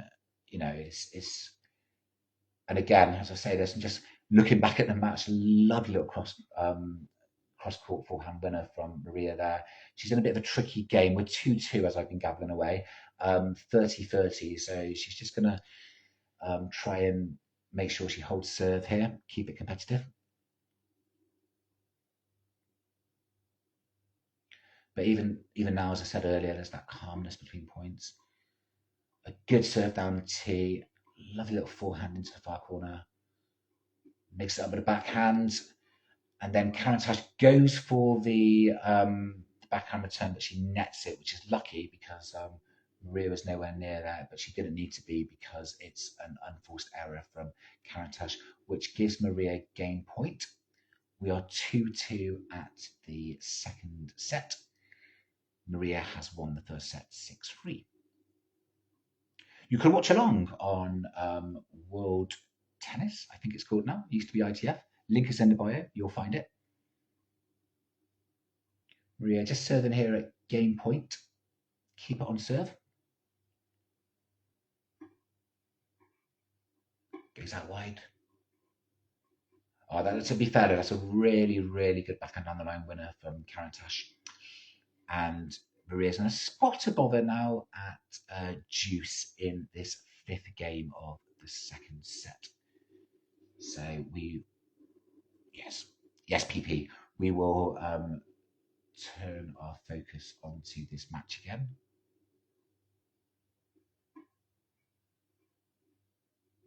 Another good set. I'm sure that's gone wrong, but no complaints.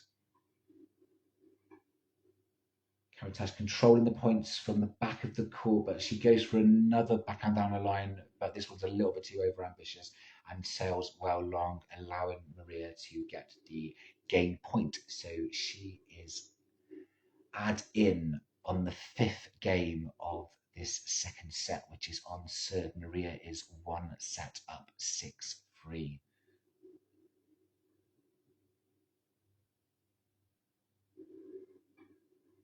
I can hear that wind again as well.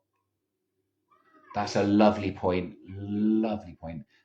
So yeah, she's put the serve wide, and she's just nailed it with a big winner into the open court. And a big come on there. I think she knew it was important to stay in control there. PP's happy. So yeah, we ticked off a few things, haven't we? We talked about the rise and the fall and the rise again of Maria, and how tough it is. And yeah, I do think there's a really good development happening. I think she's learned a lot about herself too, and I think in some ways I've always felt for her because I was from such an early age, you just felt there was so much pressure on her. I mean, what, like 3-4 years ago, what was she, 16, 15, and so much pressure, and just being propelled into the limelight, and everyone wanting her to be like the next big thing and all of this. And I think the early success helped her a lot, but I just think it really did get to her as well. I think that's why we saw that little dip, and it must have been so tough. But I think she's learned so much from last season. I think she's learned from that little dark spell at the beginning of the year. And I think she's decided that she doesn't want to go back there again. I mean, who would? But no, I think she's she's felt what it's like at the at the bottom of the well, and I think that's inspired her to fight on. Because I think again, to remember, a lot of tennis players may have quit. It's a difficult lifestyle, and when you are losing, when you're on these losing runs, it's very hard to finance to travel, and then it's just not. It becomes not so much quit, but it's not viable. It's not sustainable, and it's your livelihood, and it is very very hard when you're on those losing runs. So um, I think experiencing that has made her stronger, and I think it's like a step process. I think she went through that first. I think she went through the early success first, actually, and she got a taste for what it was like winning tournaments, and you know being sort of propelled into the public light as she was, and then she experienced what it was like to go through this really barren and miserable run, and how unhappy it makes you feel, and how difficult it is to go from one place to the other, and how hard it is to motivate yourself when you're losing so much. And I think that step allowed her to really commit to wanting to turn it around, wanting to fight. And I think that allowed her to cope with those. I talked about those tough defeats a lot better when she was losing in third sets. She was losing in 3 hours. I think she was getting to quarterfinals regularly and losing them. But I think in her mind, as much as it must really, really kill her, when it happened so much as well, she must have been thinking, it's better than where I was. And I think that really has helped her along. And it's not just the consistency we're seeing this year with Maria. I think we're just seeing almost like a very different character on court. It's quite hard to describe, but I think she feels more free. I think she looks like she's calmer. She looks like she's enjoying it more. I think that's a key thing, because that's another myth. I mean, it's not always enjoyable. It can be a very very stressful life, and players have got a love hate relationship with tennis, and a lot of players do go through months where you could be hating the sport, but it's easy to watch it and go, well, why not? I'm traveling the world playing a game, but it's not like that. But I think there's more confidence and just more enjoyment. And I think she's realizing that she is playing better. She's realizing what she can do. I think she's realizing what options she has, and yeah, just seeing a much calmer approach on the court as we are into what they call the difficult seventh game. Unfortunately, it's on Maria's serve, but let's see how she gets on. She's 15 love up, so it's a good start. 3-3 in the second set. We are 6-3 up in the first set, on after the first set. And the difficult second game, she's quickly gone 30 love up, so hopefully that one's a myth.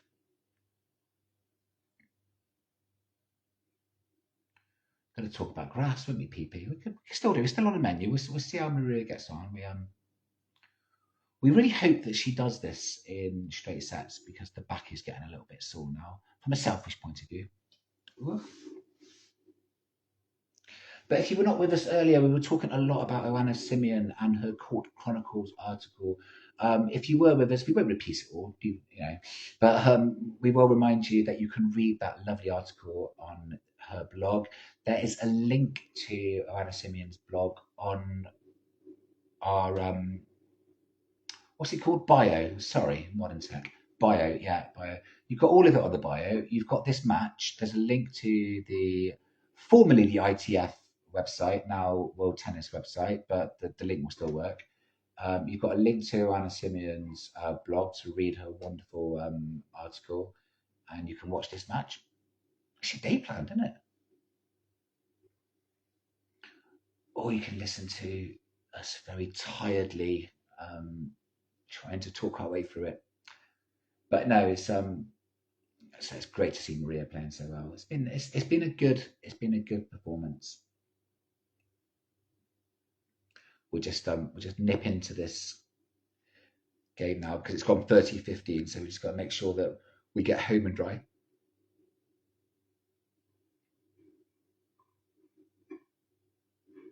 serve out wide again. Oh, so nice forehand down the line again. Very, very close. Forces the error though from the other side.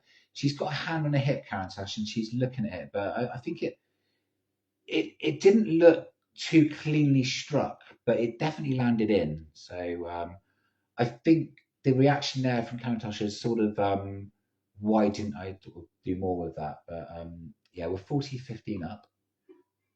That's a serve that's gone out wide, but it has gone a little bit too far, so it will be a second serve. So game points for Maria at 3-3, 40-15. We're already one set up. And that is a double fault. I think I have been gassing away, so I may be wrong, but I think that might be Maria's first double fault there. I can't remember her making any others. Can you, PP? No, he can't remember either. So 40-15 becomes a little bit more tricky at 40-30 as a double fault, a rare double fault. Maria sort of rolls the first serve in long. That return has gone wide, has it? Or was it in? It is in, yes. It's juice, unfortunately. Yeah, sort of a strange first serve after the double fault. I think not much pace on it, and mind you, the first serve there at juice finds the line lovely, and it's the body serve. But yeah, some great striking from the back of the court. Very, very close. She's finding good length, but it's quite nervous because she's close to the line on some of these shots, but she is at advantage now in the difficult seventh game, as we call it. Again, can hear the wind. Got the sound on. I don't know if you can hear it at your end, but we have got the sound on quietly because otherwise we'll get distracted and get confused. But we have got the sound on this and we can hear the wind a lot. So conditions are not the best, especially for the server. And it is Maria serving at 3-3. I think that's a fault. Got to take the second serve now. Watch along on the World Tennis website. I think she's double faulted again now. Yes, I think she has. So what we believe to be the first double fault has been followed up by the second one quite quickly, and we're back at juice. So what was 40-15? Oh, sorry, PP. I was not you out then. Sorry. Yeah, what was 40-15 has now got very complicated in the. I got to stop saying the difficult seventh game. That annoys me. The seventh game. Let's just call it the seventh game. Maria serving under pressure, 3-3 at juice. One set up, 6-3. First serve goes down the tee. Karatov gets it back, clips over the net, but Maria draws her in with the next return, and Karantash cannot get there and drives it into the net, meaning Maria has now got a game point. Yet again, taking her time just before the serve. I think the wind's playing its part there, yeah. And it's a good serve, and Karantash has pushed the return well right. So we are through that game that got a little bit complicated from 40-15, but we are still in control. It is on serve in the second set. We are 4-3 up. We have won the first set 6-3. As I said, it's been a strange match. Maria's looked very strong throughout. Her attitude's been brilliant. She's done what she needs to do. She's just been in control. There hasn't really been any prolonged periods of sort of bad passages of play. You know, she's not let like a couple of bad hours affect her. She's kept resetting. She's not had like a poor run of points or anything like that. She's just gone on with her business. Karen Tash has been up and down with her level. She's played some excellent tennis. She's played some not so excellent tennis. We definitely feel that there's a factor with the conditions. We can hear the wind a lot. Both players are having their moments on serve. Certainly at the start of the match, it was really affecting Karatancheva. It was, and as I speak now, I can hear it picking up again. Confident little run to the baseline from Maria. Love to see it. So it's 4-3 now. We'll keep an eye on this for the moment because Karantash will be serving under a little bit of pressure, having had those chances in the previous game. And you probably heard the come on there. That's because Maria has smashed a forehand winner down the line into the far corner. And you get the feeling, don't want to jump the gun, but you get the feeling she's feeling it a little bit in this game. There's a confident little jog to the baseline, a good positive reaction after winning the first point, but she has gone for the lob. That's going to go well long, and that's going to be 15-15. It's important that she doesn't get too excited and start to rush, but her energy levels are just picking up a little bit, and she's conscious of the score, she's conscious that Karantov's missed a couple of chances, and she's looking hungry to get this break now. But it is now 15-15, so every point's going to be quite valuable. Yeah, and Karantos rolls the second serve into the middle of the service box, and Maria just eats that up. Smashes the return back, and it's netted by Karantas. Maria has gone 15-30 up at 4-3 with Karantos serving on serve. Maria has won the first set 6-3, so this would be a golden opportunity to give her a huge advantage in the second set. However, gets a bit ambitious with that forehand return, nets it, taking it to 30-30. You can feel the tension in this game. This one feels quite important. There's definitely a sense that Maria really wants this game. 30-30 now, and she's got a second serve to look at. Again, everything's where it needs to be. She's reacting to the points, but every single time she's resetting, she's focusing. She's looking to go for the second serve, backhand cross court, and another. And Karantos is returning with the forehands, sending Maria side to side. Some awkward backhand return from Karantos, but it's still in place. A really good down the line shot from her. It's too much for Maria, and she nets it. And now we do see a little bit of an outburst because Maria really wants this game. You can feel it, and it's a very close point now at 30-30. But to be fair, Karantas pushed her a little bit too much with that penultimate hit, and now she has a game point which she's going to absolutely want to convert. Maria getting ready to go again. This first serve goes in. Really, really good shot down the line from Maria with the forehand. Now she goes backhand cross court. Court's open. Oh, that's a beauty. Absolute beauty. So, yeah, I mean, the juice side of the court was well open, but Maria, to my surprise, and also I think to Karantos's, she didn't go for that. She went for the target instead. She hit into the ad corner a few times. She had the whole court open, but she continued to the target she was committing to, and she just caught Karantov by surprise, hit a beautiful winner past her, and we're now at juice. That was a lovely, lovely change of direction. Sometimes the obvious shot isn't always the best one to go for. Karantas rolls in the second serve, down the tee. Maria going side to side, hitting everything back, but Karantas almost casually goes forward towards the net. We've got Maria far end of the the deuce baseline, and there's a complete open court for Karatancheva to hit the volley into.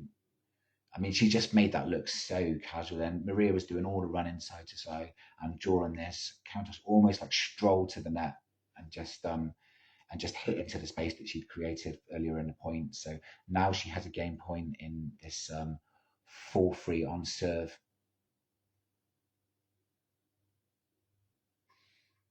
Also goes T. Maria gets it back. Got another fairly lengthy exchange here, but Karatancheva has hit a forehand into the net. It's back at deuce. This game is getting very, very crucial. I think in terms of the match, to be honest, I mean, there's just a real sense that Maria really wants to break here and is getting closer and closer. And you just wonder if she's not able to, how's she going to be on the next service game, because she's looking so hungry for this. And the return's gone long the baseline. It's given Karatancheva another game point. It's getting ever so exciting now.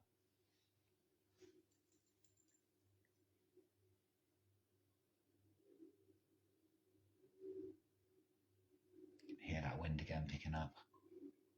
That serve's gone long. So Maria's got another chance at second serve on this game point, however. Can she force another deuce, keep this game running, keep herself interested? Forehand cross court, and again, another great backhand down the line. It's too much for Maria. Just can't get her in time. And full credit to Karatancheva. She was under fire in that game, but she has held, and it is 4-4. And this is the big question, because there was a real sense, ever since she left the chair, there was a real sense of belief with Maria. Then she really wanted that game. So I've talked about her calmness, her resetting. She's going to need everything there. She's going to have to go again, put in a good service hold, and put that game behind her, because you just felt she wanted it so much. So this is going to be a massive, massive service game. We just need to see what we've been seeing pretty much throughout the whole match. We just need to see that calmness, taking lots of time between the points like she's been doing. First serve's gone long.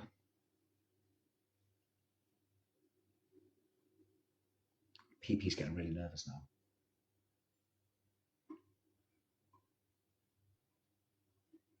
I don't know what happened there either. Yeah, it was. I thought it was a double fault, but I couldn't actually hear that it was called, and both players looked a little bit confused. But yeah, it's a double fault to kick us off with. So Love 15 at 4-4. It is a critical point in the second set. The first set was won by Maria 6-3.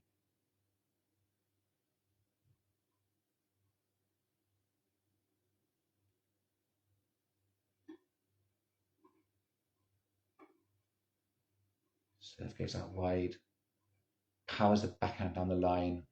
Looks like it's too much for Karatancheva, who sends her return long. 15-15. I'm out of coffee as well. I think I showed everyone this on the last watch party, but look how big this is. I've drunk all of that and I still want more. I don't know if that's stress. Watching MSP, hoping that she can get through. She hits another big forehand down the line as a high as the return goes long. So she's looking comfortable on serve once again. 30-15. She's not safe just yet though. Body language still very good. Attitude still very good.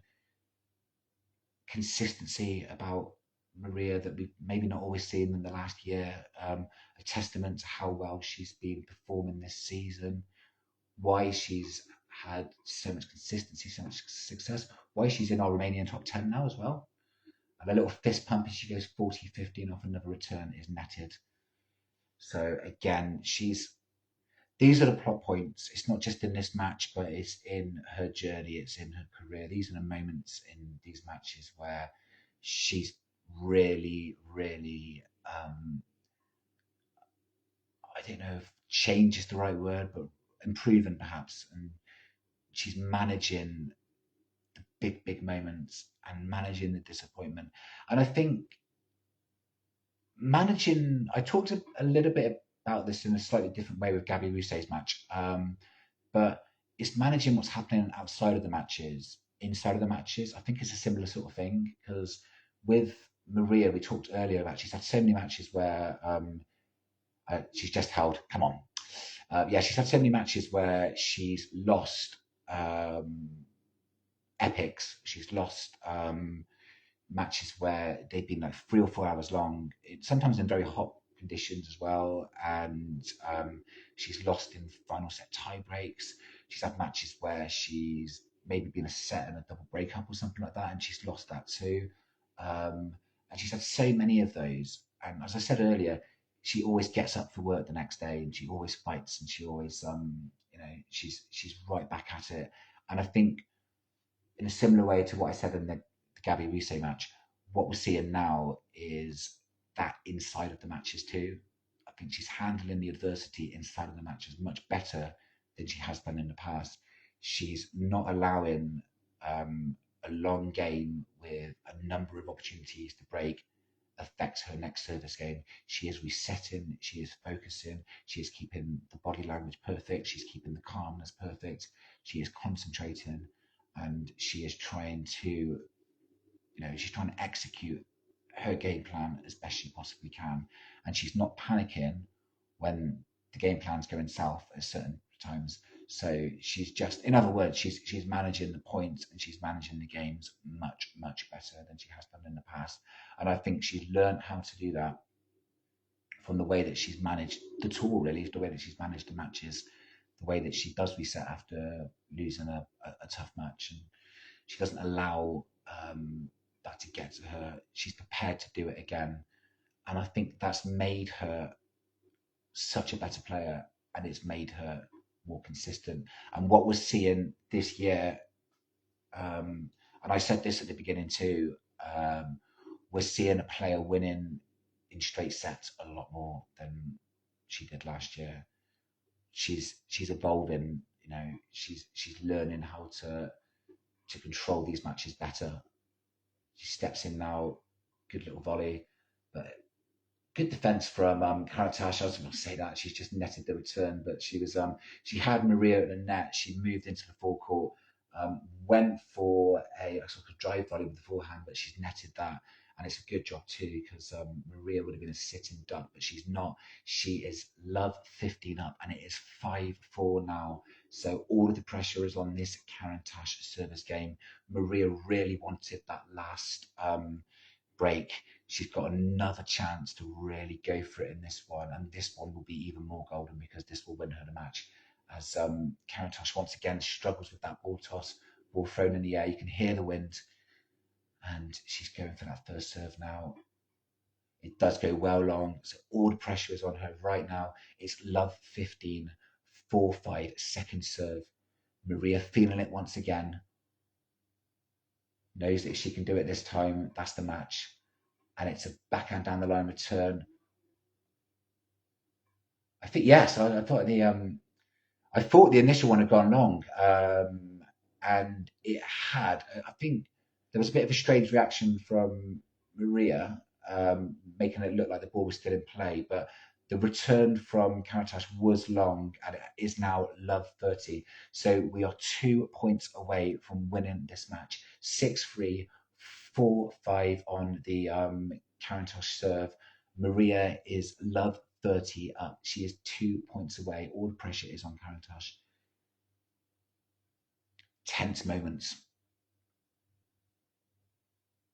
Again, Karatas really struggling with this with these conditions. She's aborted another ball toss. However, saying that, it looks like she's made the first serve. Has she down the tee? That may have been called out. I think it's good. No, yeah, no, that serve had missed. So it's a second serve, love 30. Goes out wide.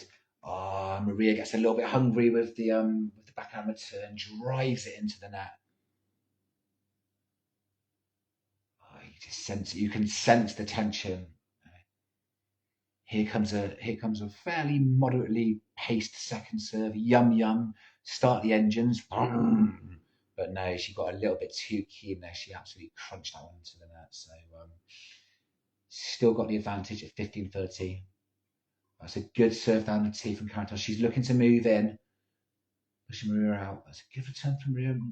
Karatancheva now retreating, goes for the overhead. She's right back at the baseline again, so they're hitting from the baseline. And Maria does go long. Good play from Karatancheva, to be fair to her. She went straight to the net. Maria tried to go for the lob, but Karatancheva pulled back. Got the, not so much the smash, but got the overhead back. It gave her time to retreat back to the baseline. They continue to play a few more shots from the back of the court, but it was one ball too many for Maria, who sent her return long. It's 30-30 in this massive game now, as Karatancheva now also goes for the serve down the tee. That return's made it. That's a great down the line shot from Maria with the forehand, but the ball's still in play. But it's one too many for Karatancheva, who goes long with the backhand cross court, and it is match point for Maria. Hoo-hoo-hoo!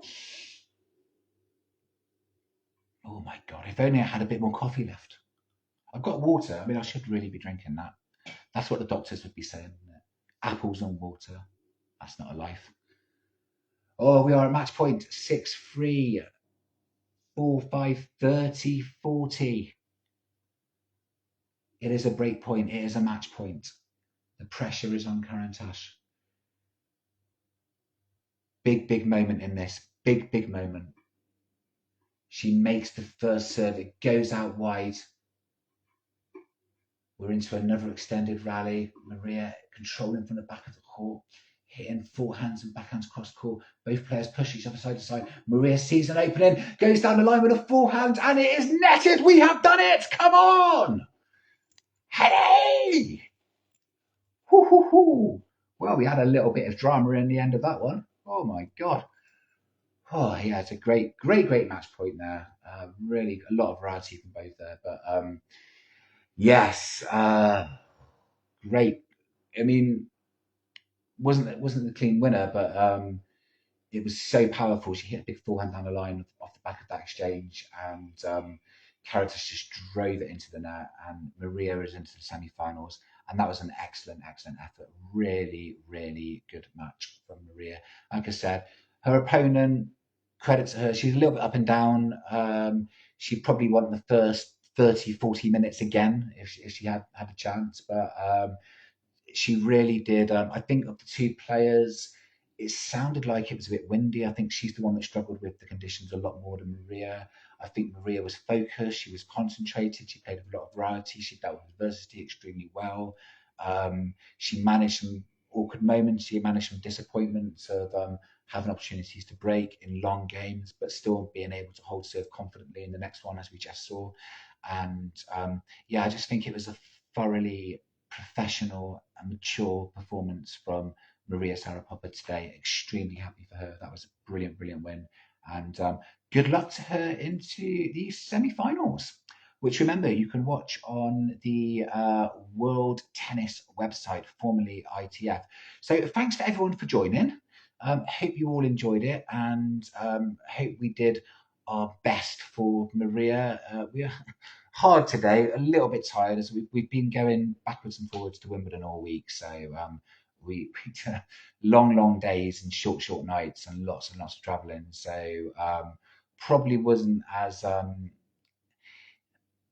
intense as the Gabby Rousset match the other week, but we did our best, and it was a super win for Maria, and we hope that we did her justice, and we're extremely proud of her. That was a brilliant effort. Congratulations to her. Thanks to everyone for joining. We shall do this again sometime, hopefully. And yeah, again, let us know. Anyone wants to, if there's a particular player that you want us to do a watch party on, we're trying to do as many different players as we can. So would love your thoughts on that. We've got a few that we'd like to do, but it depends on our schedules, and whether we're available and stuff like that, and the particular matches. We want to pick a good match for the players as well. So I've got in my head a short list of players that I'd like to really do. So we'll hopefully get that arranged. But would love to know if anyone's got any suggestions. So if there's any level, as long as there's the stream for it, it could be a W35 tournament, it could be Grand Slam, it could be a tour event, but any particular player that you want us to do a watch party for, do let us know. Thanks ever so much, and enjoy the rest of your Friday, isn't it? Friday. Let's celebrate. Celebrate. Have a super Friday. Thanks for joining. Take care. Congratulations to Maria. You were outstanding. Heady!